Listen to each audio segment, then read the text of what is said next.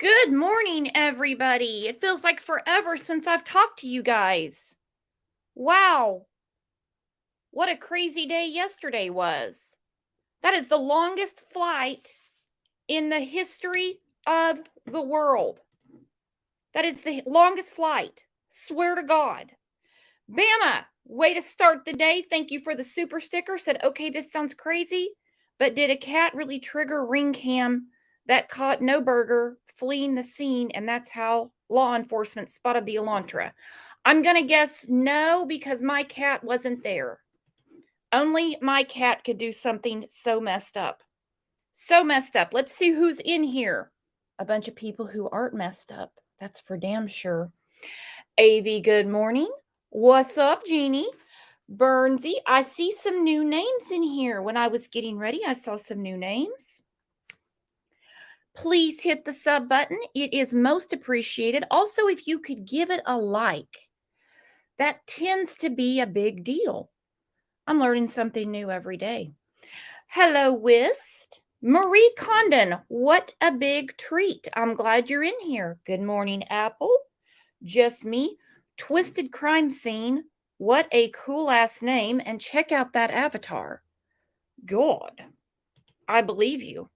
I believe you with that avatar. Hello, Alibi. Alibi, did you get my email?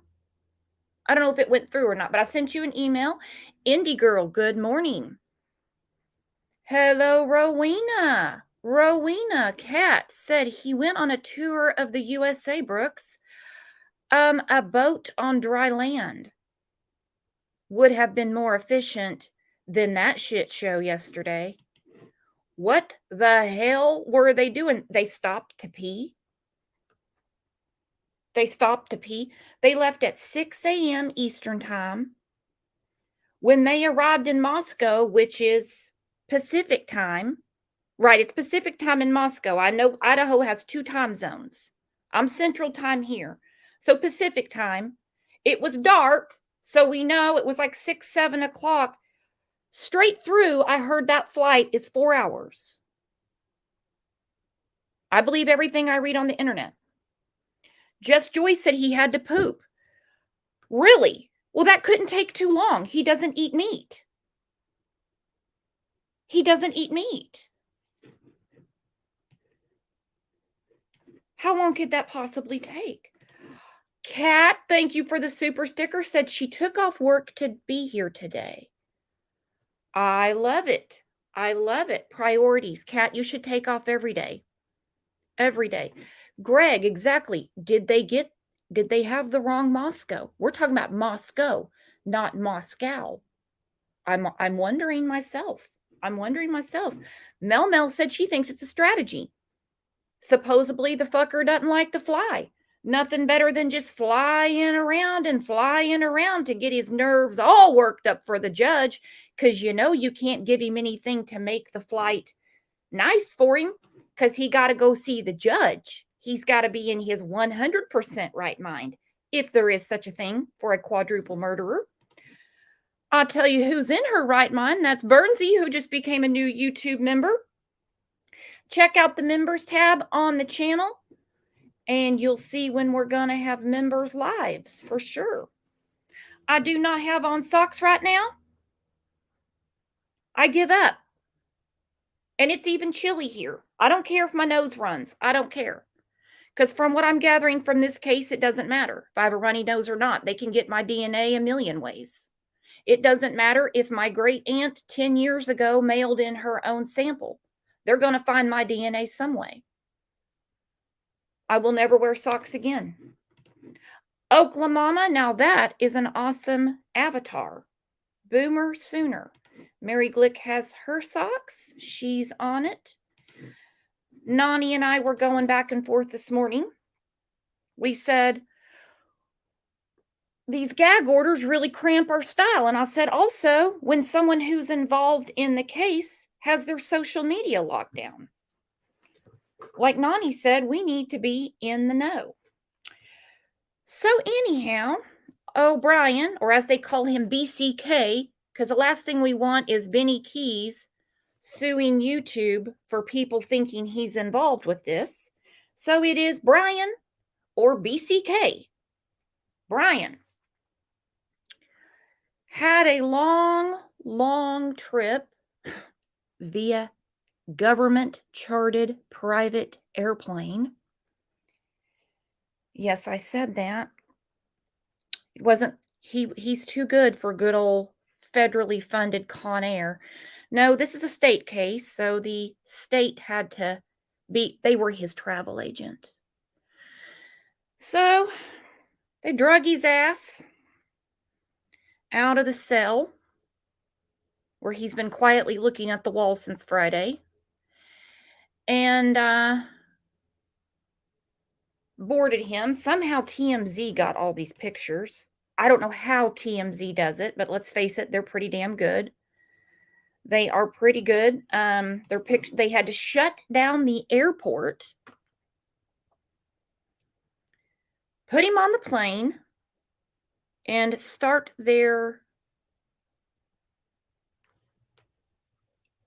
trip to Moscow, Idaho. Of course, they had to stop and let him pee. That was a good one.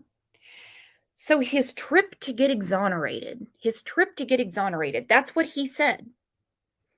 The person that was speaking for him, his attorney in Pennsylvania, said that he is in a hurry to get to Idaho to be exonerated. Think about that, the word he used, exonerated. At the end of this, he's basically saying we had the nerve to ever accuse him. And like he almost thinks he's going to be owed an apology. We know better than that. But they stopped to pee. Like I said, a boat on dry land would have gone faster. And like I said, what I read straight through would have been no more than 6 hours. No more than 6 hours. But they took the long route. I do wonder when the decision was made to drive from Washington to Pennsylvania, when the decision was made for his dad to fly to Washington and drive with him. I wonder. I do. Also, looking at other killers like we do, looking at his picture, he's making eye contact.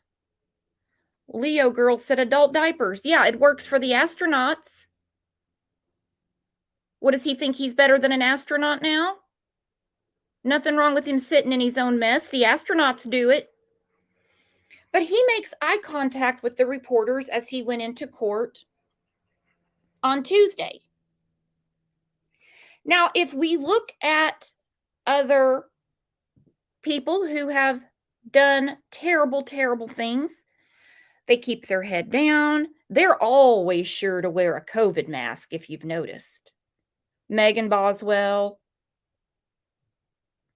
Letitia, Leilani Simon, Kayla Montgomery, Step Meth, she always has the COVID rag on her face. Not him. He makes sure that people get a good look at him. Make sure they get his good side. But now his family that goes into court, they're all masked up. They don't want anybody seeing their face, but not Bryan.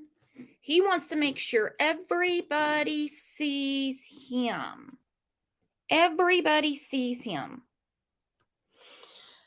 Crazy. It's crazy when you think that they announced on December 7th that they were looking for a 2011 to 2013 white Elantra. This is on the 7th. And that by the 15th of December, they had it whittled down that they weren't going to find that Elantra around that area. They were already onto it. It's pretty damn impressive when you think about it. So 8 days later, because right here, December 7th at 5:47 p.m., City of Moscow put out, which we all about shit and fell back in it, They're looking for the white Elantra, 2011 to 2013. They put a stock photo up so everybody understands what color white they're looking for. Then on the 15th, lo and behold, what do? They had the car. They were pretty sure they knew who they were looking for because the FBI were the ones that directed Indiana police to pull Bryan over because they were looking for pictures of his hands. This is quite a revelation that came out. Now, according to the people in Indiana, it was just a regular traffic stop. I kept saying yesterday, twice in one state for following too closely. Bryan's not a follow too closely type of dude, if you know what I mean. But that's what they're saying. They told them to pull him over. So the first time, I guess they didn't get good enough pictures of his paws. So they had to pull him over again for the same thing. And him being the genius that he is, his dad must not be too bright either, because they're both like, again? We're still following too closely? We got 2 football fields between us in that semi. You're pulling us over again? Hell, we'll have to drive through back roads and pastures by ourselves to get to Pennsylvania. So now it makes sense. Now it makes sense. Leo girl, you are so right, because we were talking about that yesterday. Almost slipped up about the SUVs, didn't they? Rowena, you know all LE were laugh when people said it would go cold. We understand the Chief's grin now, don't we? You know how when you're talking about true crime, we have a very twisted sense of humor around here. Kind of like if you work in a doctor's office or a hospital. You have to. You just have to. I imagine law enforcement has a very twisted sense of humor. Imagine the names people were being called when every day the headline was, "Is the case going cold? Feels chilly in here to me, Ashley Banfield." Never mind that Bryan Enton is doing his newscast from in a snowstorm. "We have fear that the case is going cold." I'm sure they died laughing. I'm sure they had to have found it funny. They had to have. All right, I'm going to go through some comments and we're going to break down a few things that happened overnight. Don't be shy because the link is pinned.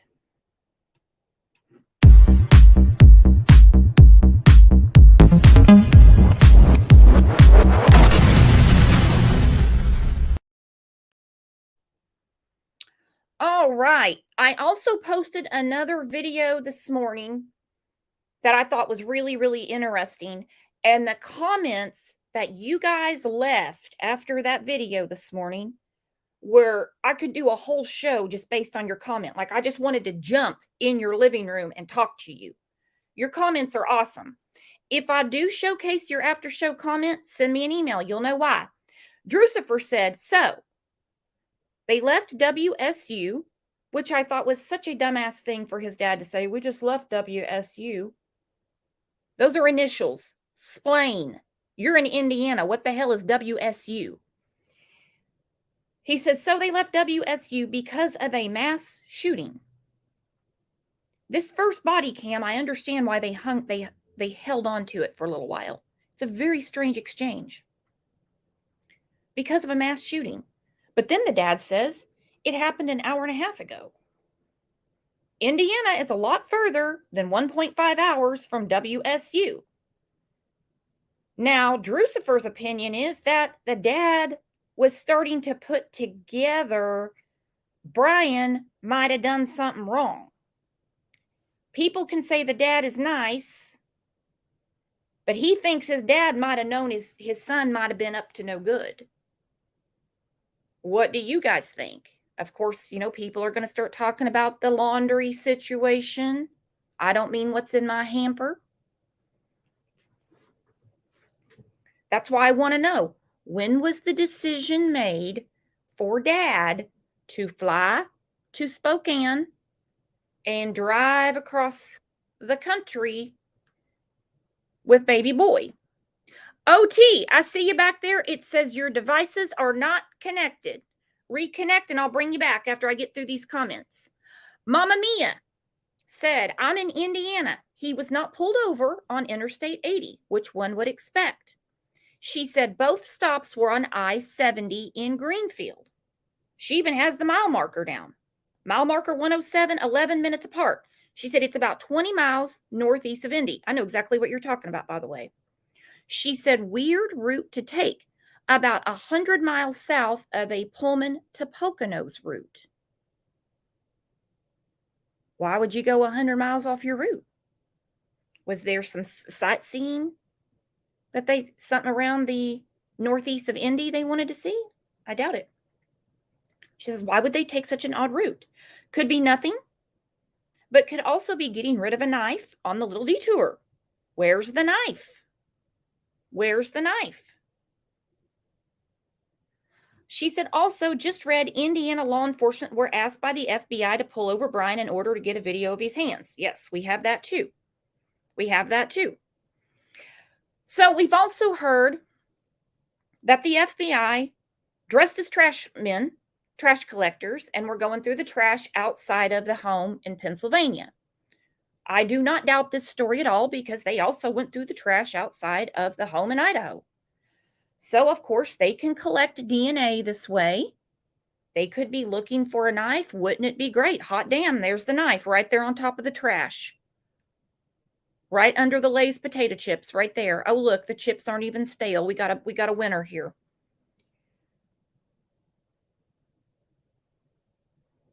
I wouldn't doubt any of this. Because if they can go through the trash in Idaho, they can go through the trash in Pennsylvania. Indy said, I don't think the dad knew at all. I think Bryan took back roads to stay off the main freeways. That could be too. But 70 is an interstate, so we got to put that out there.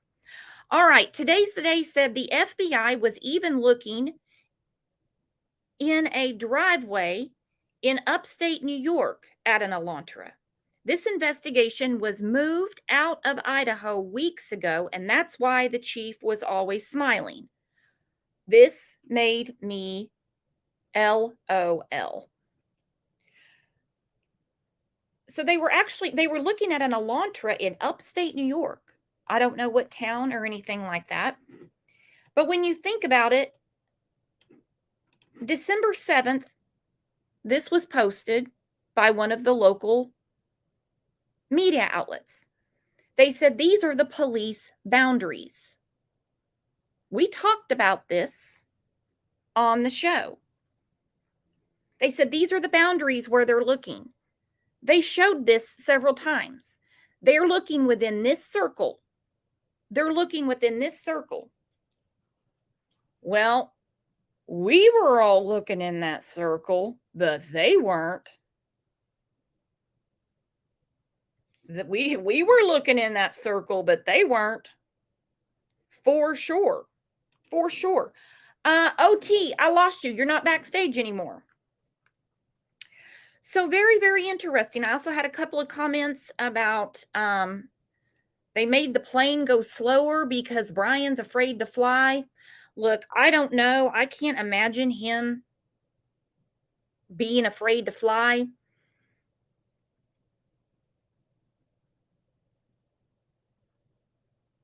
I can't really imagine.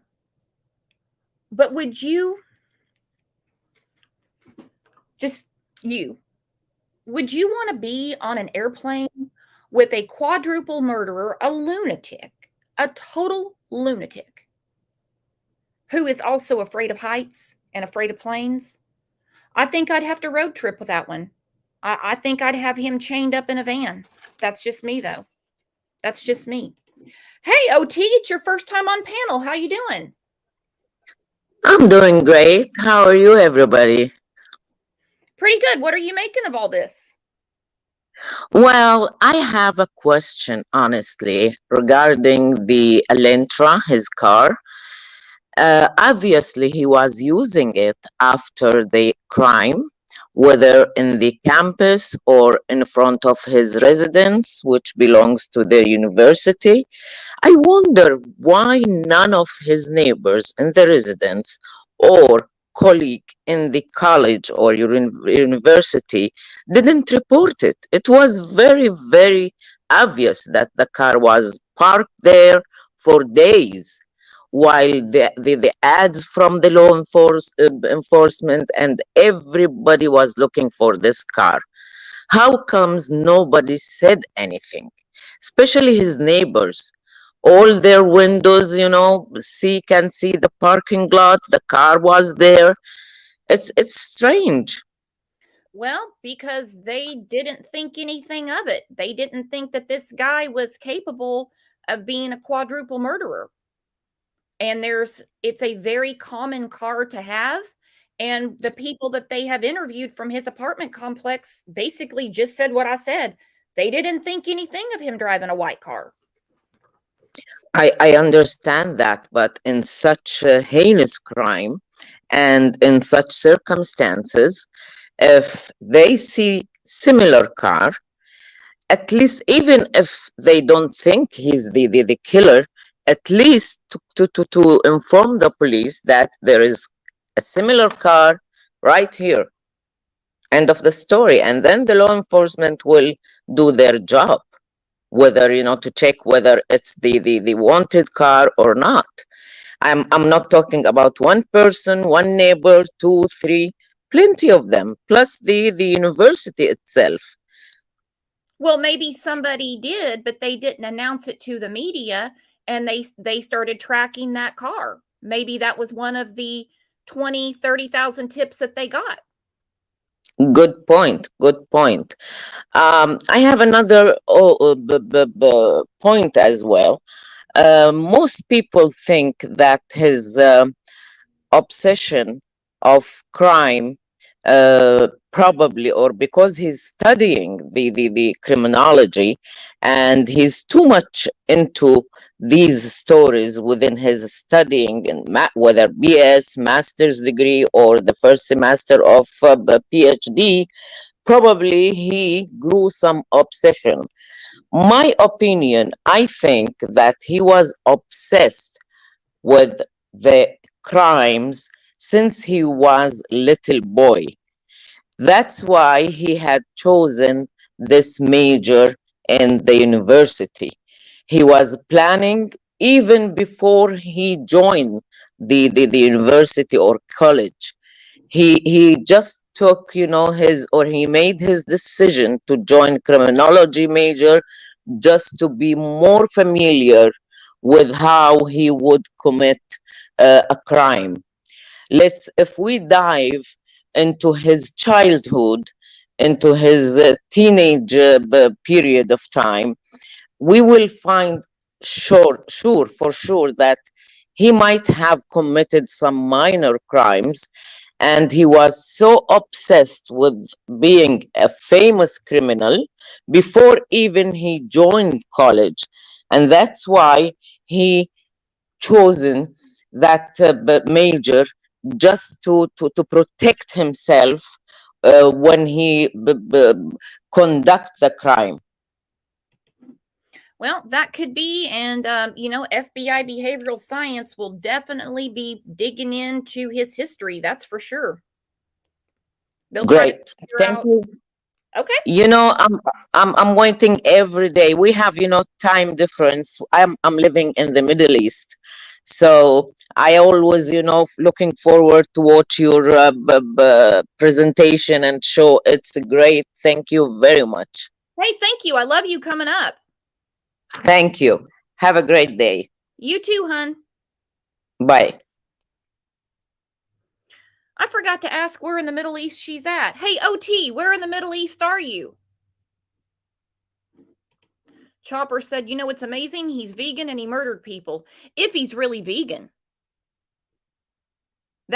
Honestly, he may not be all that turned off about meat. This could just be him, another one of his weird little experiments. And I'm not saying being vegan is weird. I'm talking about for him. Really strange. All right, so let's get caught up. OT says, I live in Kuwait.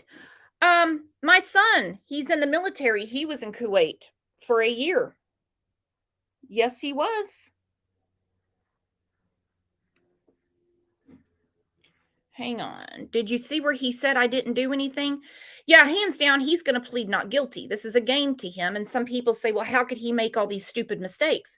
There was one of the experts on TV, and they said Criminology 101, he aced. So how did he mess all this up? Maybe he did it on purpose. I don't know. This is some sort of game to him. And the word he used, it's not, I'm going to prove my innocence when I get to Idaho. Nothing like that. I'm going to get exonerated. I look forward to being exonerated. He's not going to get no apology. He's out of his mind. He's out of his mind. Nature lover doesn't like steak. I'll cook you a steak. I can cook a good steak. So let's start getting caught up. I lost my train of thought. I mean, I know we're talking about Bryan's ass. I'll just jump in. We'll wing it. Here we go.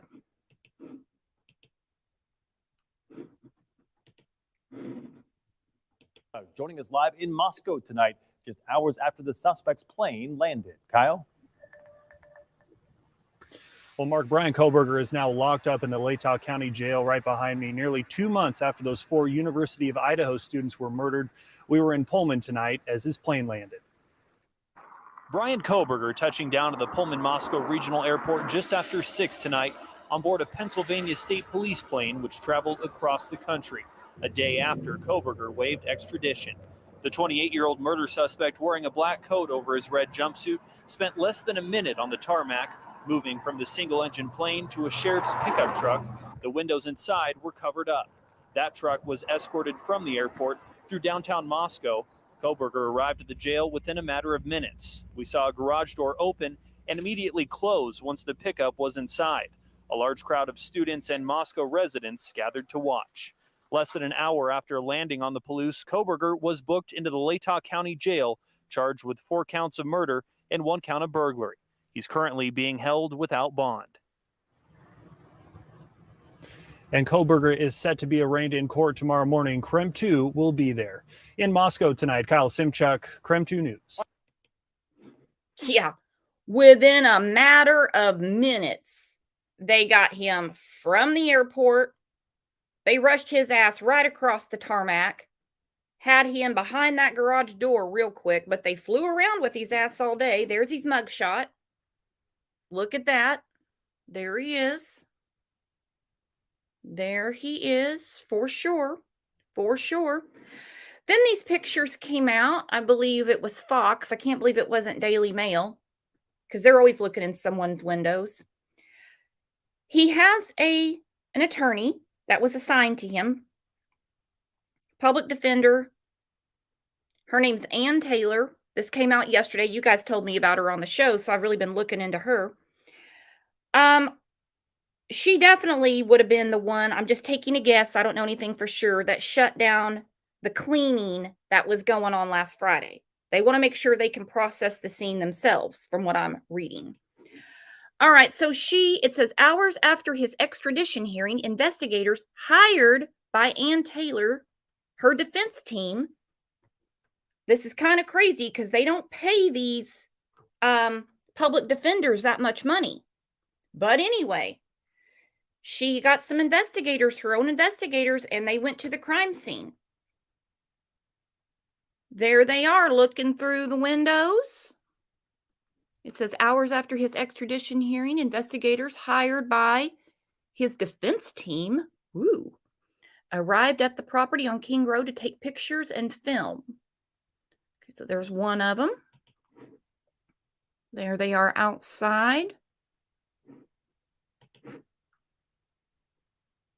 I don't know why they're videoing the snow. Taylor 57 has already sent a team of investigators to the home on Kings Road in Idaho to begin a crime scene reconstruction before Kohberger's return to the state.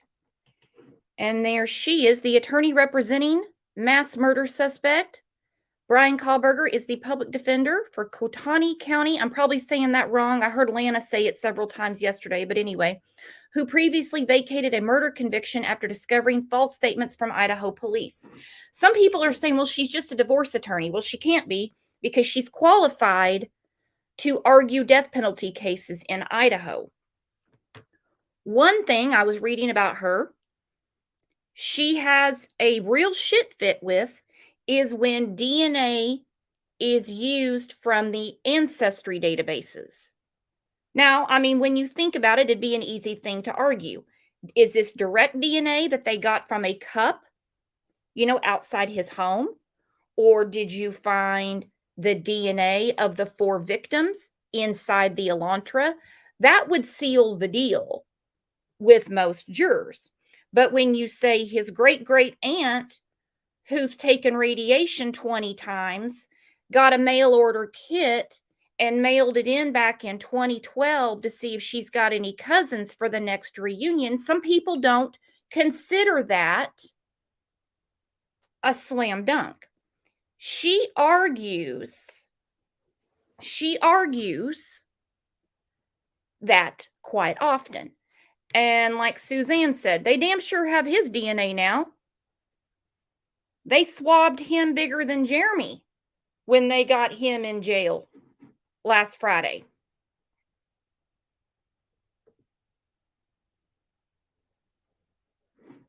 I wonder. Rexy, that's what worries me. I hope they have direct DNA. Well, they have his DNA for sure, because like I said, they have him. So where did they get what matched it? Because people keep saying it came from this genetic database. Well, this lady is going to challenge that.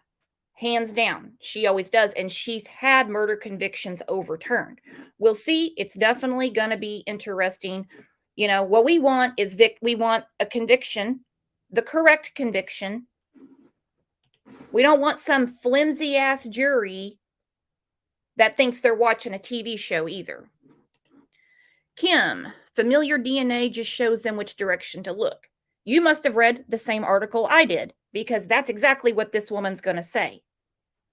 That's exactly what this woman's going to say. She's also going to bring up people who have sued these 1, 2, 3, you and me DNA places, when it turns out the person that they said was their relative couldn't be. It's crazy. Indie girls going old school on us, going back to the 70s, saying, I hope they have hair samples too. Exactly. Fingerprint that up. Don't just rely on DNA. You can do other stuff. Very interesting, because when we hear someone was assigned an attorney, it's like what JW said on the show the other day. He called it a dino, defense in name only. But it seems that she's a little different story. I wonder if she was assigned or she volunteered. Did she volunteer?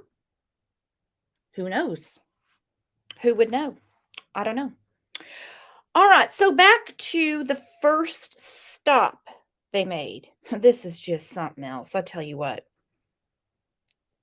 This is when it's okay to start drinking early in the day. All right? That's when it's okay. Just a YouTuber says this case will be moved to Boise. Yeah, I've been to Idaho a few times. Gorgeous state. No, it's actually a lot like my state, if you really want to know the truth. I was wondering, for the people those of you that live there, they're probably going to ask for a different venue. This attorney of his, what I'm reading about her, she's no joke. She's no joke. Where would it be moved to? Like, where would you get a fair trial in Idaho? Like I said, I don't know. I don't live in Idaho. Bedtime Clown said, does anyone know what time his prelim is? No, I don't. No, I don't. I checked and I didn't see anything. Has anybody heard what time they're taking him in front of the judge? because I'm going to be checking like every 30 seconds after for that probable cause. I don't know. Let's go through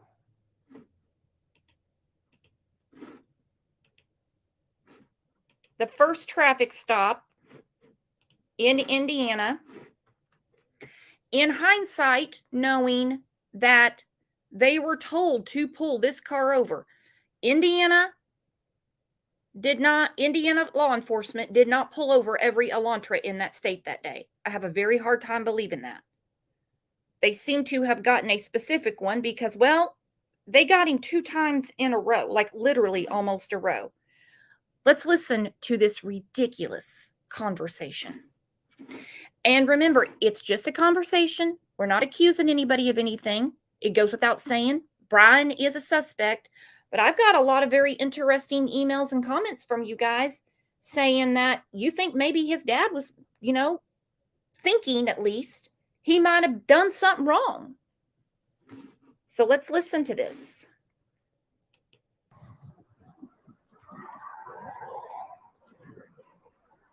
Hello. How you doing? How y'all doing today? Good. Take a look at your driver's license real quick if I could. See, he's right up on that van, man. He was right up on the back end of that van. Pulled you over for tailgating. Is this your car? Okay. Cool. Okay, most people would be like, what van are you talking about? I didn't see a van, but look at Bryan's face. His dad looks confused, like we were tailgating? What van? What are you talking about? Hello, Barb. Thank you for the super sticker, Barb, that says his remarks are bizarre and his dad as well. Yeah, it's a very strange exchange. Very strange exchange.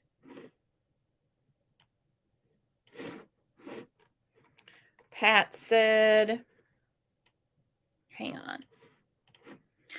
Pat said, LOL, if it was his sister that used 23andMe. Exactly. What if it was his mom, his dad, his sister, or what if Bryan sent his own sample in? If it's any sort of distant relative, this attorney's going to challenge it if it's one of the genetic DNA bases. Okay, look at his face. Wouldn't you say, look at that face. Wouldn't you say, what van? Into that van. Pulled you over for tailgating. Is this your car? Okay. Cool. Where are you headed? Well, we're coming from WSU, and What's WSU?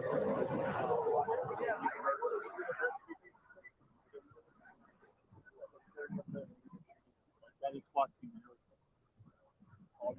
So we're okay. I'm having a hard time hearing you because of the traffic. So you're coming from Washington State University, and you're going where? Oh, we're going to be going to Pennsylvania. oh, okay. We're slightly punched because we drive for hours. Hours, days. We drive. Yeah. Almost a day. Okay. And what did you say about some SWAT team thing? Or Yeah, there was a mass shooting and everything. Where?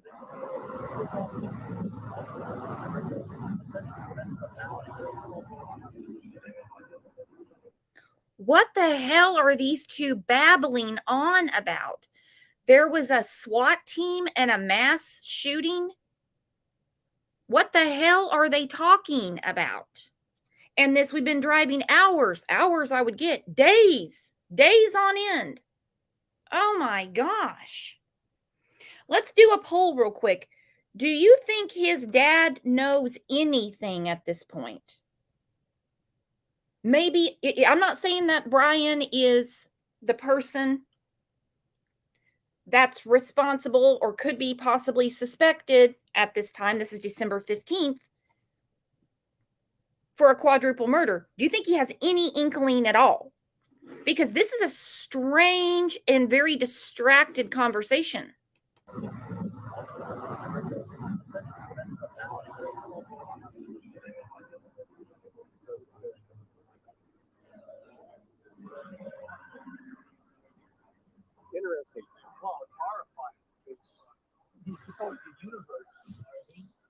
Mm-hmm. So y'all work at the university there? I actually do work there. Oh, PhD. okay.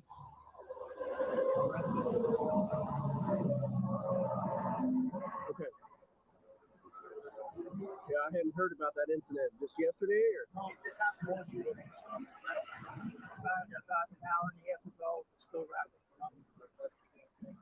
I was not sure the institution, but they did shoot somebody. Let's see. And then we don't know about that actually. Interesting. Wow. Okay. So do me a favor, don't follow too close, okay? All right. Thank you. Appreciate you.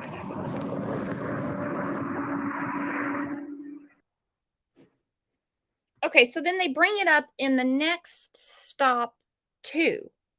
They bring it up in the next stop too.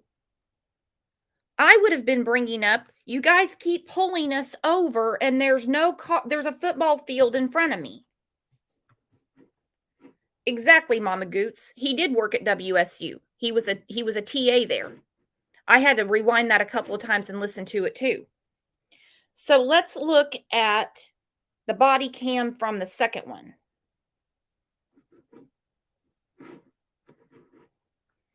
Sniper said the dad is talking about the student who was killed by the SWAT team after he threatened his roommates with a handgun. Oh, because I heard mass shooting. The volume, the audio is not the best on it. Thank you for that. So honestly, did something happen when? I'm not even going to go there. My mind is all over the place. All right, here's the second body cam.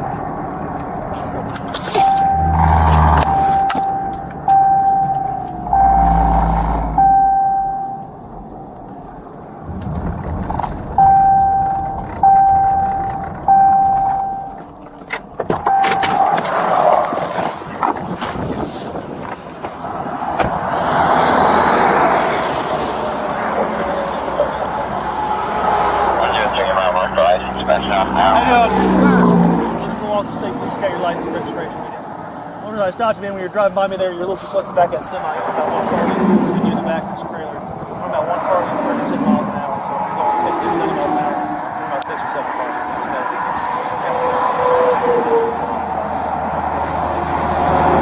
Oh, you guys did? Yeah, and you said that. So,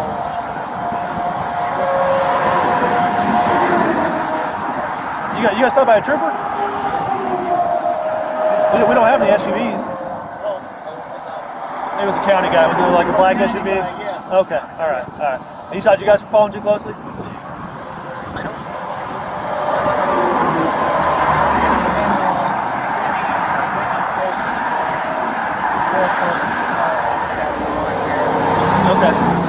What happened at WSU? My son goes to school Today? Well, I'm not going to give you guys another ticket or warning if you just got stopped. Just make sure you give yourself plenty of room, okay? So like I said, it's all about how fast you're going, okay?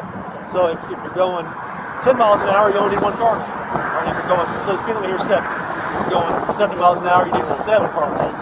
Yeah. That's the easy way to explain it. Right? Yeah. Okay. It's really, if you're in the B&B man, it says 2 to 3 seconds. All right. You guys have a safe trip. Where y'all heading? Thank you so much. Where y'all heading to? Huh? Where at? PA? It's a long haul. You guys scared of airplanes?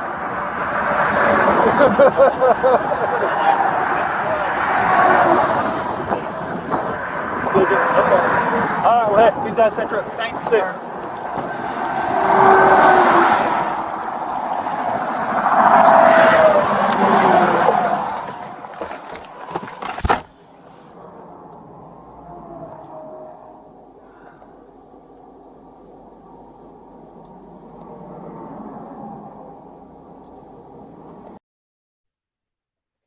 I wish the body cam wouldn't have cut off. I'd like to know what he said when he called back.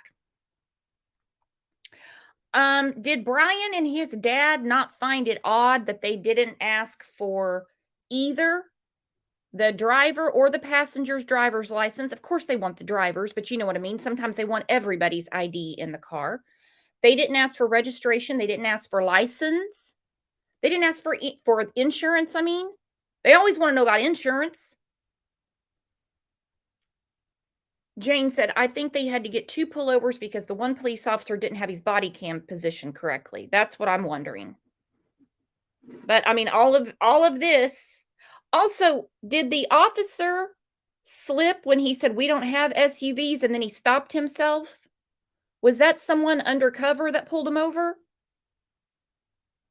Did you all hear that? When they said, oh, an SUV. Thank you, Tanya, for the super sticker.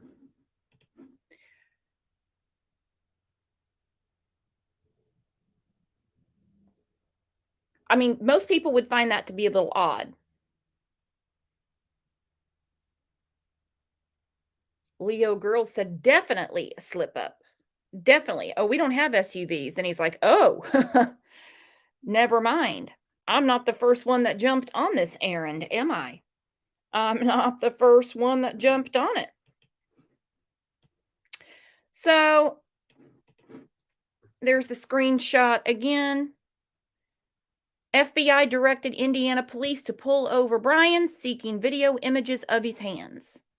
So the first pullover, didn't see his hands. Second pullover, we did.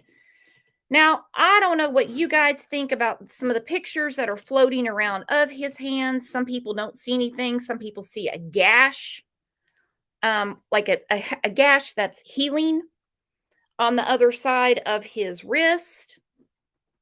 I don't know. Some people are really looking at his thumbs. Let me see. There's his thumbs. Thank you, Snazzy. Thank you very much. She said 9:30 will be recorded, but Bryan E. can't release until the hearing is over. I can't wait for that. Can't wait for that. Some people say it looks like his thumb is bruised. Zach yesterday said he thinks he tried to get out of his cuffs. I don't know. People see it looks like a scratch on the other side of his right wrist. Looks like it's healing up. Remember, Xana had defensive wounds. Let's see what Angel P has to say. Hello, Angel P. Hello there. How you doing today, Brooks? Pretty good, girlfriend. What you got for me? I don't know. I was thinking that I am completely tickled to death about them stopping him along the way. That's brilliant. I love that. And I feel like the first time he got stopped, he was like, do they know already? I mean, I think that he wants to get caught. That's just me. For some crazy reason, I feel like he wants to get caught. He just didn't expect to get caught this soon. And on his hands, the thing that I saw, of course, I can't see that good without actually seeing the person, but it kind of looked like either on the outside of his right wrist, it looked to me like a laceration that had been healing, or possibly a really bad, think about a fingernail scratch, or something like that. But the thing that stood out to me was between his pointer finger and his middle finger.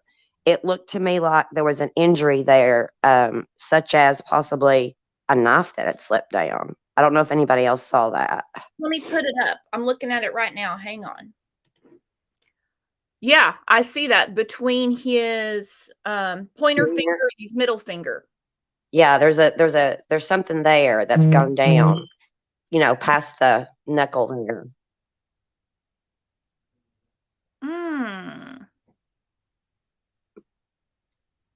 Do you guys see that? It looks like it could be an injury there that's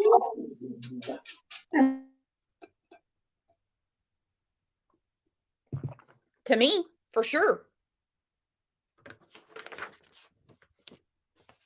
Yeah, I totally missed that because everybody was pointing me to look at the line on the other side of his wrist in that area. Marco said the knuckle injury is far more revealing. Yes. Yes, and to the wrist too. And remember, this is several weeks later, so it's healing up. So it's not going to be like oozing blood or anything. Right. Wow, good catch, Angel. Well, it may not be that, but That's what it looks I like just, to me. yeah, I just thought if you were holding a knife and you've got all that blood all over you, I mean, I don't see how that would not slip. I mean, he probably didn't have any surgical gloves on, you know?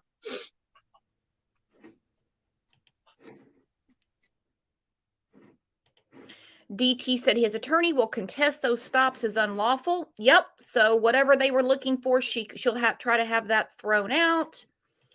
Mary said that looks like 2 homemade stitches. I've had a couple of my own in the past.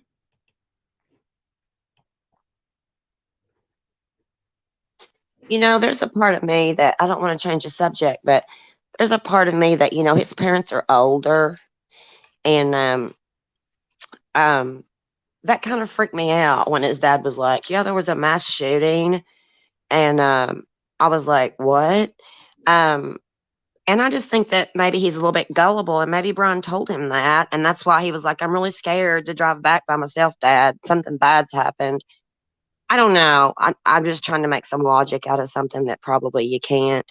But I do think that's odd. His dad flew out and then drove all the way back with him. But for some reason, I want to say that his dad's just maybe scared of him, or just real gullible, maybe, and believed that that's why he wanted him to ride back with him. I don't know. At this point, I want to give him the benefit of the doubt. Yeah, I just wonder when this decision was made. And when Bryan drove initially to Washington back in August to get set up in his new apartment and get ready to start his PhD studies and be a teacher's assistant, did he drive out alone or did his dad make the drive with him in August? If he drove out alone, but then his dad flew out and drove back with him, I mean, it's winter time too. So, you want to have somebody with you to keep you awake and look out and, so I just wonder when the decision was made. I mean, it wasn't Yeah, made that morning, so obviously it was pre-planned. I'm just wondering when. right. I don't know. I don't know. Tiramisu said, gotta have a thunder buddy. That's the way to do it. That's the way to do it. That's the way to do it. Terry, exactly. The classmate said Bryan wore gloves to class after the murders. Yeah, that's weird. His hands and fingers weren't that cold before. Snazzy said Dad was feeling punchy from hours and hours on the road. Code to cop, maybe. Several people have said that. Maybe the dad was getting nervous in the car and was trying to give some tips to the police. I don't know. But I tell you what, I couldn't believe when that came out saying, oh no, the FBI said to pull him over and get pictures of his hands. This is en route. They couldn't wait till they got parked in PA to do it themselves. But it's part of the investigation. I guess it's better to know before they go and break all their doors and windows. Or maybe before they all heal up, huh? Yeah, that's a good one too. Yeah, because this is 8 days after they had the discovery of the Elantra. It was December 7th that they came forward to the public. I'm not saying they discovered it on the 7th, but on the 7th of December is when they went to the public and said, if you have seen a white Elantra, not, let me look how it was phrased. I'm going to mess this all up. Detectives are interested in speaking with the occupant, and then in parentheses, S, occupants, of a white 2011 to 2013 Elantra with an unknown license plate. They didn't have the tag. I know a lot of people are like, why didn't they just, flag the tag? They didn't know the tag. He probably didn't have it on there. Again, why I think it's very interesting that on November 18th, he went and got Washington state tags. That was on November 18th. This is on the 7th of December. Tips and leads have led investigators to look for additional information about a vehicle being in the immediate area of the King Street residence during the early morning hours of November 13th. Investigators believe the occupants of this vehicle may have critical information to share regarding this case. I'm gonna say yeah. And I'm not going to be surprised if it doesn't turn out this was the car. A cell phone photo of a computer screen showing a white car on Highway 8 in Moscow, Idaho, around 3:45 a.m. on November 13th, according to a clerk who found it while reviewing security footage. Makes sense to me. Absolutely. Makes sense to me. Now, I hate to rehash something, but Brooks says he going to get a vegan diet in jail. Oh, hell, I don't know what they'll give that fool. I mean, he's got all the rights. He's got rights. He's got plenty of rights. He's protected by the Constitution, up I know, until. but it seems like these prisoners have more rights than we do. I tell you right now, it costs a lot of money to eat vegan and everything else. And then that burns me up if he might get that. He has no medical reason for that. I kind of think he's going to get a big old hamburger. That's my dream. I have a feeling he's just going to have to pick around what they give him, because from what I'm reading in the state of Idaho, and also he's a high-risk prisoner, that you have to have a medical reason. So yeah. Oh, well, there goes that. Sorry, Bryan. And Marco has a good point. There's plenty of vegan stuff, rice, beans, and everything like that that's cooked in lard. Lard's from meat. Just me wants him to have greasy bologna. That's a good one. Jules said SOS, and that's actually one of my favorite meals. That's one of my favorite meals. He's going to get an orange and a piece of white bread. He was trying to lose weight before. He's definitely gonna lose it now. But they'll have to treat. We don't have, cruel or unusual punishment, but I've never heard of anybody that came out of jail saying that the food was great. They normally say it's so chocked full of preservatives. Between that and the concrete floor, they're constipated all the time. Yeah. I don't know. I heard this one gal say that was in prison that it was like for the women's prison, they called it mystery meat. God, I couldn't even imagine. I know, and I hate to be ugly, but that tickles me to death about him. Me too. And we haven't even seen the probable cause. We don't even know. I wonder if they got DNA out of the trash can, if they got it from the ancestry database, if they found any of Ethan, Kaylee, Madison, or Xana's DNA in that Elantra. I'm not going to be surprised between DNA, which is obviously, that's the obvious. But if that Elantra is not a huge, huge, huge, huge key to this, not just part of it, not just the obvious, well, of course he's driving the car, but if it's not going to have a lot of evidence in it, because even if something else I was reading, I've been a busy girl, even if he had that thing professionally detailed, there's still, if he has any of their blood in there, they're going to find it. Mama Goat says Ancestry only accepts spit for testing. Yeah, read up on this Ann Taylor. I could do a whole show about her. She has challenged this Ancestry DNA unless it came from the person, unless they gave their own. It's one thing that she challenges a lot. Go ahead, Angel. I'm sorry. I'm fine. I was just thinking maybe they found, there's blood everywhere. don't they have the ability to separate and determine if his DNA and blood was mixed in with theirs? Reckon? I don't know. It seems like they should be able to. They do in other cases. They explain, That's where I'm. That's when they go to jury trial, because they have to dumb it down for people like me, and they have to go through the whole process. They don't walk in and just say, well, don't worry about it, we have DNA. They have to explain who, what, when, and where, how they tested it, the whole 9 yards. And then here comes the defense, and they have their own expert that says, not good enough, because you look at this case, and this case, and it was wrong. It's going to be a mess. Mama Goat said she's not from Ancestry. Who are you talking about, Mama Goots? What did I say? Who isn't? I don't know of anybody from Ancestry. Did I say that?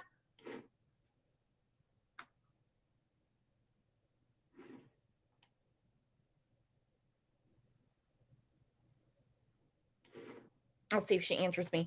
Okay, so this is December 15th. In hindsight, this is kind of crazy.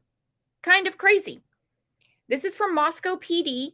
They put this out December 15th. December 15th, the FBI told the powers that be in Indiana to pull over the Elantra and get video of his hands. His hands. December 15th, like I said, hindsight, that's why I like going back in these cases, because there's a lot of stuff that computes differently as we speed up. So this is what they said December 15th about the Elantra. Back when investigators first started asking for video, what sources were you asking to get video from?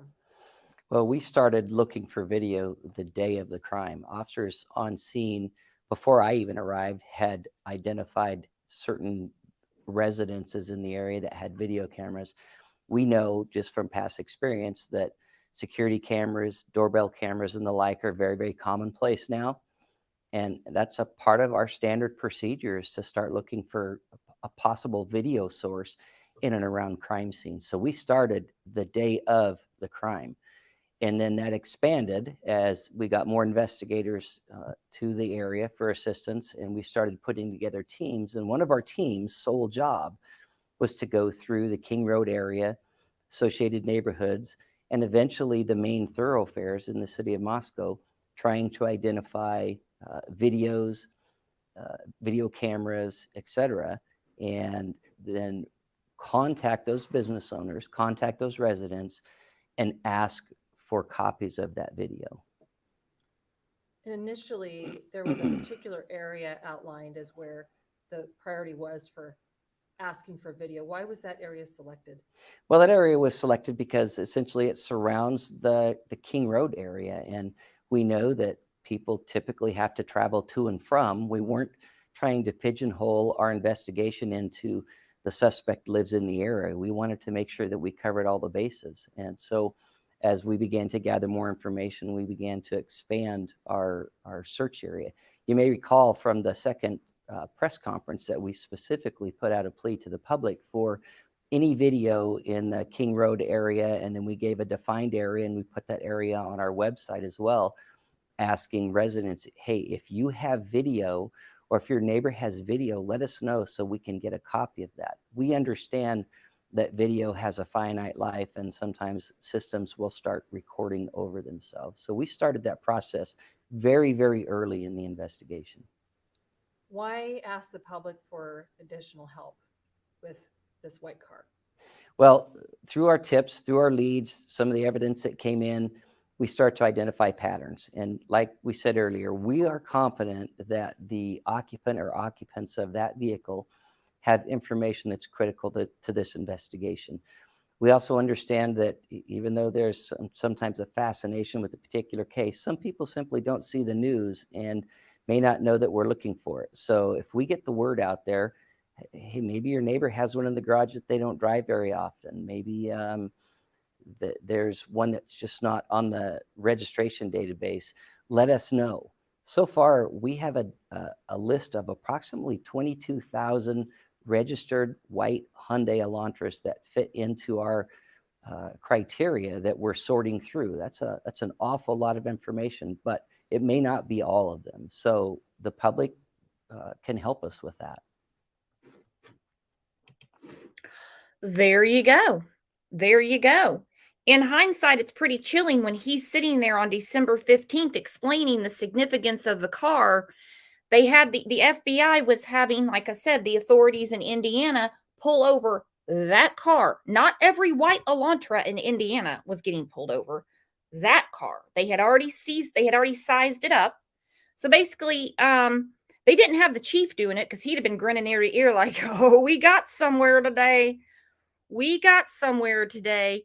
So in hindsight, it's kind of freaks you out that he can hold his composure like that and act like it's still sort of, oh yeah, we're still looking. So if there's like a neighbor who doesn't really ever drive theirs very much and it's in the garage, maybe let us know. Very crazy. And this is really, I love this comment by Nature Lover. Kauberger will be doing surveys with inmates, then get beat up. There's those prisoners. You see it in the movies. You see it on TV. You've seen it on Dateline.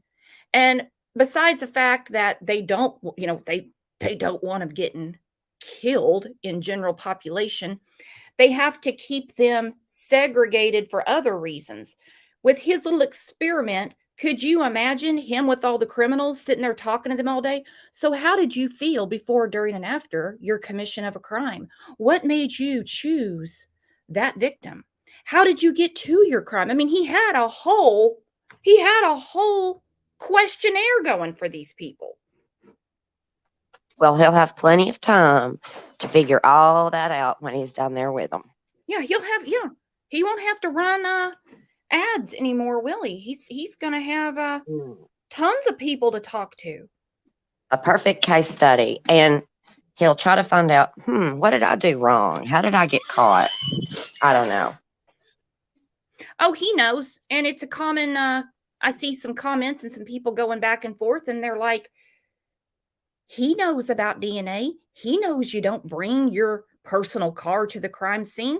There's some people that said they think he made all those mistakes on purpose. This is some kind of game to him. We still go back to one of the original questions. Why that house? How did he know the layout? Why November 13th? There's a lot to go through. So from those questions, let's go to, I think I've already looked at that. I've got like a chicken scratch, vegan chicken scratch all over my piece of paper. I'm all over the place. This guy weighed in, another expert, where he talks about how he's not just your regular homicide suspect. And it's not even the number of people. Even though he killed 4 people, that doesn't really get the FBI behavioral science people, that doesn't really get their blood pumping. What gets them going is when the motive isn't like a human reaction, like anger, jealousy, money, or anything like that. It's got to be something different. So this guy's talking about it, and it's really interesting. Case. We want to bring in ABC contributor Brad Garrett, who was a hostage negotiator and profiler for the FBI for 17 years. Hey, Brad, thank you so much for joining us. So much of Kauberger's education has come into focus after he was named a suspect. He received a bachelor's degree from DeSales University, completed a graduate studies there, and just ended his first semester as a PhD student of criminology at Washington State. You hold a PhD in criminology yourself. Explain to us, if you would, what you learn in that kind of program. So you learn a lot about the psyche of people who commit crime. Obviously, Lindsay, there's multiple indicators or motivators of why people do domestic violence, why they commit robberies, why they commit mass murder or serial murder. And so you sort of get into the heads of all those people. You also learn about crime scenes, about what to look for. And you get a real indicator about how the whole system works, basically, how police investigate cases, et cetera. because your job once you leave graduate school is to be the person that can look at crimes and figure out what happened and why it happened. How could this knowledge that Kohberger held, a deep understanding of crime scenes and knowledge of how the system works, how could that all factor into the prosecutor's case against him? Well, first of all, they could say that he has a big interest in crime. Well, obviously, if this is what you study, if you're a doctor and you are a pulmonary specialist, you look at that stuff all the time. So I suppose he could use that. My sense would be the following, is that this suspect is different than most homicide offenders. In other words, the typical murder is driven by rage, jealousy, greed, domestic, whatever it might be. But it's not psychologically driven. Serial killers, and I'm not suggesting this guy is a serial killer, but serial killers are driven by the satisfaction and the puzzle and the. That freaks me out more than anything. We talk about crime on this channel every day. You know, what's the motive? Why did they do it? It's never excusable, but it's something that it can be explained to us. It can be explained to us. What he's saying, and he said, I'm not suggesting he's a serial killer. I mean, to me, if you kill more than 2 people, you definitely have a habit going on, a bad one forming. But anyway, he's saying most people kill because of some sort of selfish reason. Money, drugs, rage, jealousy, all the things that got wrote off very easy, in this. But he said, some of these people, there's a satisfaction. They're wired all wrong. That's for sure. That's for sure. Snow said, I wonder what in his head is making him think he will get off of this. Exactly. He didn't just say, I'm going to go fight this. I'm going to prove my innocence. I'm going to cooperate, anything like that. He said, I look forward to being exonerated. Exonerated is a little different adjective for this, buddy. I wonder if that's just part of his arrogance and narcissism. Wonder if it was revenge because, he had a hard time growing up, they said, with being bullied and stuff and his weight. And as far as picking who he picked, and was it the house or was it the people? I think it was the people. I don't know why, because the girls to me represented youthfulness, happiness, attractiveness, popularity, very social, and maybe they represented all the things that he could never have. He went against the in crowd because he was never popular. He doesn't, like someone said, we have to look at all of his friends. Well, what friends? Unless they're just laying way, way, way low. Neighbors that lived in his apartment complex, and how well can they know him? They've only lived by him for a couple of months, and they're like, yeah, he's kind of chatty, and he just kept to himself. Nothing. Annette said, did he use himself as a test subject? Yeah, did he? Did he use himself as a test subject?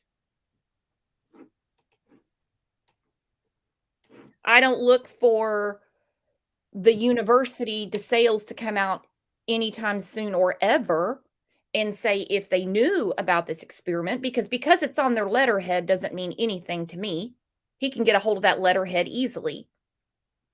But they haven't said anything that this was a school-sponsored project. No. No. He could have had what he was assigned to do, and then had his side hustle going on, if you know what I mean. Yeah. And now he's got plenty of people to interview if they let him in general population. Renee, I did not know this, Renee.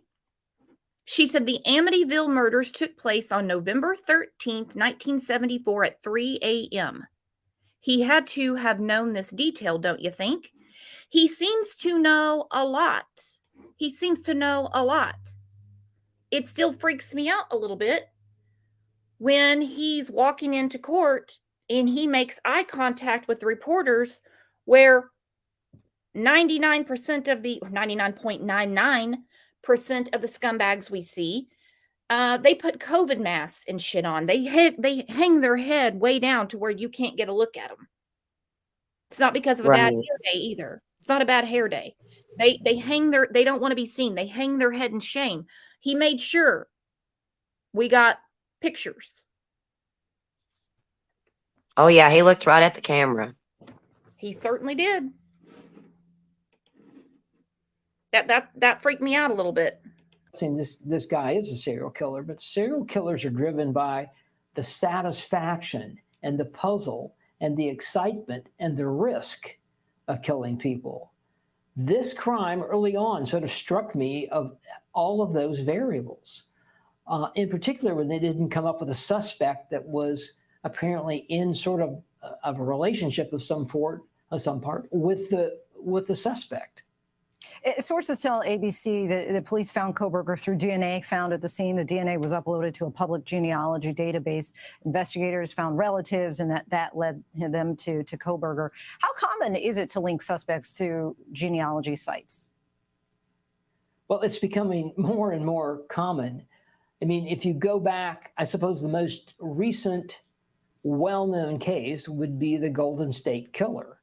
And he got linked 30 years plus after he apparently stopped killing people through genetic genealogy, which, as you may. Now, the Golden State Killer, they had the genetic genealogy from the database where people send in to find relatives and stuff like that. But they also had his direct DNA because they, went through his trash. Well, no, our public databases, you sign up, basically doing ancestral stuff on your own background to figure out relatives, et cetera, where you came from. Well, police have figured out that they can use that same database to maybe locate an offender. So what happens is you have a DNA profile, but you don't know who it goes to. So you plug into maybe more than one database and you get a partial hit. That's my term. They probably don't use that term, but a partial hit would be that there is some genetic connection to a person they have found in this database. And then they build off of that until they finally work their way down through looking at multiple records, death records, birth records, all sorts of things to get you down to, can we actually find the actual maybe parents or brother of the victim or of the suspect, I'm sorry. And so I think that's what happened. Some version of that's what happened.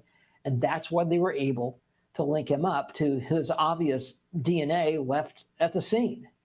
In the weeks leading up to Kohberger's arrest, police were zeroing in on a white Elantra, saying that they believe someone inside had crucial information. Kohberger drove a white Elantra and even drove it across country with his father in mid-December. What is your thought about that trip? We know that the dad flew out to his son, and then they drove all the way back to Pennsylvania in that Elantra. Well, yes, there was information about an Elantra, and I do believe the police thought that this could be the bad guy's car. It was near the house, apparently, according to them. It was caught on a camera in a very fuzzy picture leaving the town. And so I think they felt there was some comfort and connection. They didn't have a tag number. Hyundai Elantras are not high volume, but there are several thousand of them in the United States in that year period of 2011 to 2013. So I think they're grappling. So once, you don't know what came first. I'm going to guess maybe the DNA came first. Then you figured out, you can't just tell the entire United States law enforcement people, go find a white Elantra. You'd have to have more information, like a tag number, obviously, or something really unique about the car. And you'd have to say it's wanted in a possible homicide in Moscow, Idaho. They didn't have, my sense would be, maybe by the middle of December, they didn't have all that together. And so as a result, father flies out and they drive across the country. Brad Garrett, thank you so much for your time and insight as always. That guy is really cool. I like how he broke that down. Yes, he is.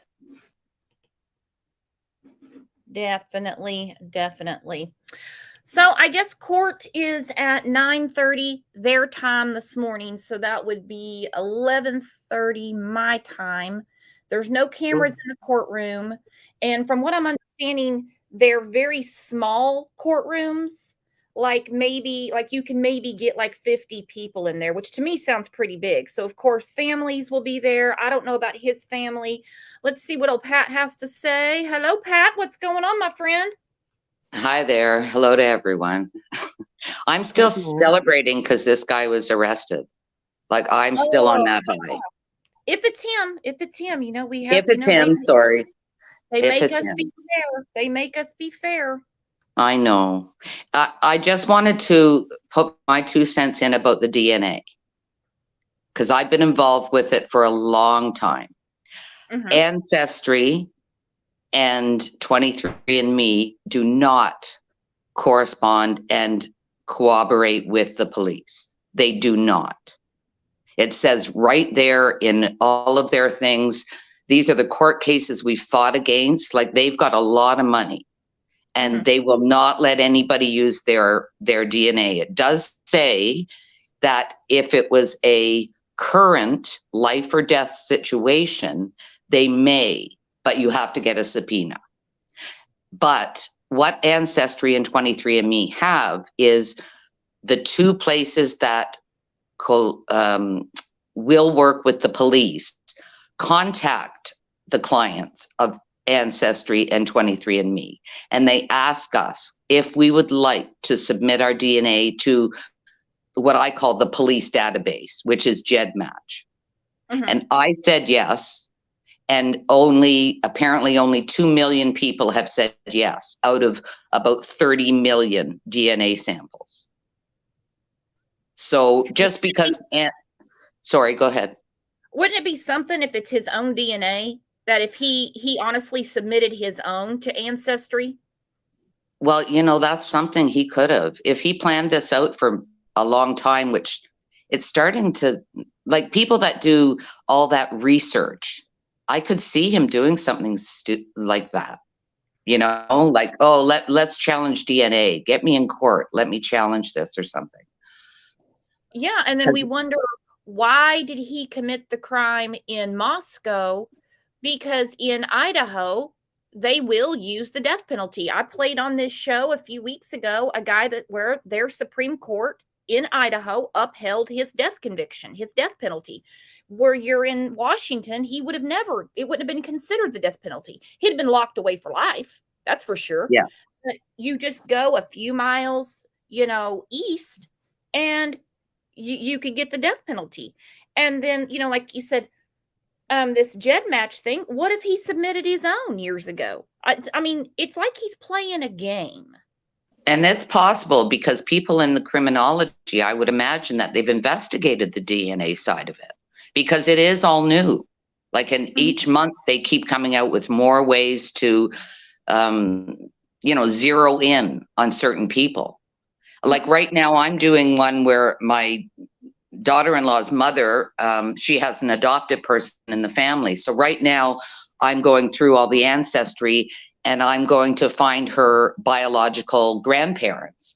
It'll take me about a week, but that's it. Wow. It's only going to take me a week, and that's if I do it about 4 or 5 hours a day. I've already got it down to 8 people, and one of their children is her biological grandparent. Like well, and it's important that you brought this up so people understand, because you do one of these tests.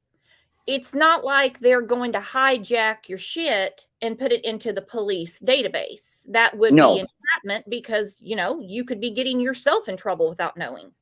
Yeah, they definitely will not do that. We are asked if we want to.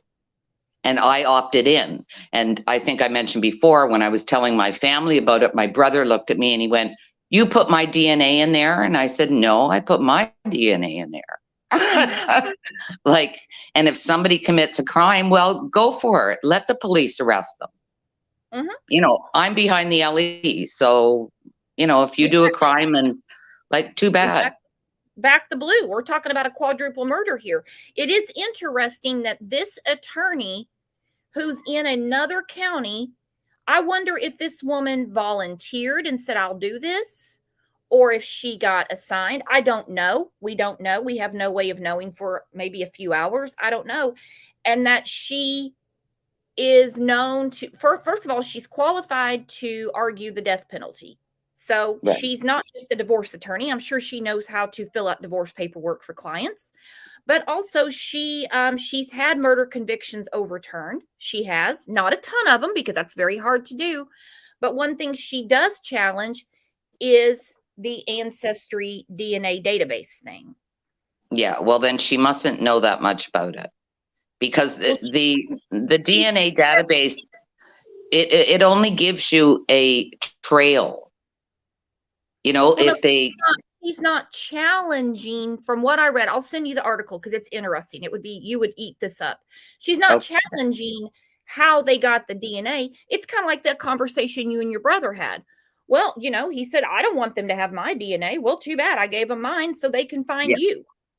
Right. And it's the science behind it. This could have been contaminated 12 years ago when some lady did it in her bathroom and sent it in. Yeah, but you can't contaminate and get an almost match. Like that doesn't happen. It's either spoiled or there is DNA in it that can link you to someone else. But still, it doesn't matter. Once they get him, they take his DNA. That's what they're going to match to the murder scene DNA. Right. So it doesn't matter if they got to him through an aunt or a cousin. You know, that's not muddying up the waters. It's once they get his, like once they find out, okay, it's Joe Blow across the street, then they get his DNA. That's what's going to match to the murder scene. The ancestry really plays no more part in it. It just led them to him. I think it just puts them on the right trail. I think people get a little too agitated and excited about it. I think it puts them on the right trail. Because like I said, when they got his ass in jail in Pennsylvania on Friday, you know, they swabbed him like a Friday night date with Jeremy. Exactly. They were all over him. They had the cheek, the hair, the whole 9 yards. Yeah. And I think it's really going to be very telling if they get any DNA from the victims out of the car. That's going to be a big thing. Don't forget, they raided his apartment. You know, they had to go through that whole apartment. There's going to be, he had to, I mean, he wore something to the crime scene if he kept it around. You never know about old Bryan. You know, they have a warrant for the house that he was picked up from in Pennsylvania. So it's a conversation, definitely. But I think it just puts them on the right trail. Yeah, exactly. Exactly. And now they'll be testing his apartment for dog hairs from the girl's dog. I mean, how's he going to explain that away? I never wanted to hear about that dog again, but thank you, Pat. No, the dog's okay, Brooks. The dog's okay. You know how many times I was internally imploding every time people were wanting Caesar Milan to dog whisper the dog. I know. The dog's gonna solve it, Brooks. The dog's gonna solve it. And I hear that this dog doesn't even bark. The dog doesn't even bark. Like in one show, I heard that Einan had the K-bar in his ass, and this dog does not bark. I know. But no, so the it's going to be aired apparently in a couple hours or something. I'm on East time, so no cameras in the courtroom. It will be, they'll let a few reporters in, so we won't know anything. I mean, he's gonna tweet as soon as he gets outside of those doors. Aaron, I have to run. I'm gonna shut this down. I'll get those done really quick. Then we'll jump back in and discuss it. If not, maybe we'll do it tomorrow morning. It could be a whole lot of nothing, because what I'm really looking for is the probable cause. That's what we're really looking for. I can't wait for that. Okay, I'll jump off. Love you guys. Love you, Pat. And Talk to you later. I need some time to absorb this probable cause if it is a lot of stuff. Because sometimes it's just enough to break the threshold to get an arrest. And sometimes, like Letitia Staunch's, they have tons of stuff in them. But then again, I don't want to jump in and do a probable cause by the time that I've gone through it and had time to read it. at say 4 o'clock in the afternoon, and I get a bunch of people popping in going, I just heard Icamel read it. You should go check out Icamel. Icamel had it before anybody. So, it might be tomorrow. I don't know. We'll just play it by ear, right, Angel? Yes. And I'm going to say something because I think you're getting ready to go. And I mean this from the bottom of my heart. Guys, Brooks works very hard all the time on all these cases. And she's different to me than everybody else because she really cares. You can tell that she really cares. And she has so much compassion for people. Please, everybody, give a thumbs up to support her and her channel. And the people in her Yes, and the people in this chat are wonderful, smart, brilliant people. I know you say it to people every day, but I really want them to absorb that. Is that this really is a great channel? You are wonderful, and we have a great community. Everybody, please give this gal a thumbs up. Oh, that means so much to me. If everybody in here wasn't so cool, I would just update the community tab and be like, piss on those lives. Cherry piss on those lives. Very pissed, yeah. I'm not sitting there taking all that all day. But I'm going to jump down, and I thank you so much, Brooke, for everything you do. All right, hun, you're the best. Thank you for saying that. You didn't have to say that. Well, I wanted to say it. Bye-bye, hun. You're a very good friend. Thank you, Angel. That almost made me cry. Smoky Sky said thumbs up, agreed. So I got to go check out this movie. With my luck, it's going to be like something I got to subscribe or something like that. What's the name of the movie again that Bryan's sister was in? It's like a slasher movie. Glenjamin said it was a slasher movie. What's the name of it again? I got to find my ink pen. The Planet Fitness ink pen with no ink in it. Go figure. Go figure. No energy in the Planet Fitness pen. Nope, no drama here. We don't have time for it. Why would you have to make up rumors and shit or say you have an email full of evidence that you have permission to share? Isn't it? We're talking about a quadruple murder, missing children. I mean, you name it. You can't get more dramatic than that. Thank you, Glenjamin. 2 days back. Well, it also took him 2 days to drive back to Pennsylvania.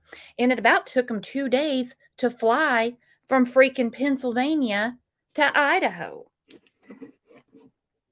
Thank you, Barb. Barb, by the way, your comments that you leave, some of them are quite hilarious. They are. I put up all those members only posts on the channel quite a bit. You never let me down.